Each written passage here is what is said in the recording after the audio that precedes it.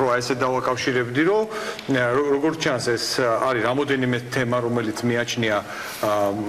დღევანდელ ხელისუფლებას, რომ სასტრაფოდ რაღაცა უნდა იღონოს და ამ თემებში თქვენ სწორად აღნიშნეთ, ეს არის ზურას გარდაცვალების, ზურაბ-ჟვანიას გარდაცვალების ამბავი და რა თქმა უნდა თემა, რომელიც რეზონანსული თემები იყო, ჩვენ ერთი მხრივ ვადევნებდით თვალყურს ბუტა რობაქიძის ამ საქმის გამოძიების, განახლების დინამიკას, იგივე გირგლიანის თემა და ეს ბუნებრივიც იყო, რომ ამ თემებთან იქნებოდა დაკავშირებული და ეს შემოbrunდება. მაგრამ თვითონ ფაქტი,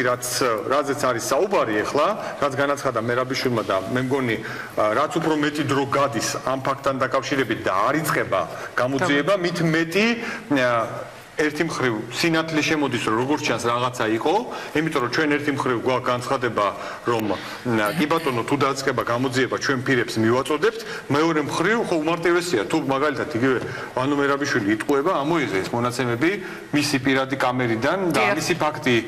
ბაჭო ახალაიაშის შემთხვევაში თქვენ ნახეთ, ხო, გამოქვეყნა მისი და აკომინაშვილის არა მარტო ვიზუალური შეხვედრა, არამედ საუბარიც კი, რომელიც აკრძალულია, იგივე განცხადებები, რომელიც იყო სხვა შორის მთავრობის წევრებისგან მე დაახლოებით ვიცი მესიჯი რა უნდა ეთქვათ შემთხვევით ჩამივარდა ხელში ვიზიტის დროს ადამიანმა მითხრა როგორი განცხადება უნდა ყოფილიყო მერაბიშვილის რეაქციაზე უნდა ყოფილიყო ცინიკურია ესე ვთქვათ განცხადება რომ კარგი ხლა არაფერი რაც ზოგიერთმა მაგრამ ზოგიერთმა მინისტრმა მინდა ვთქვა ძალიან ადეკვატური განცხადება გააკეთა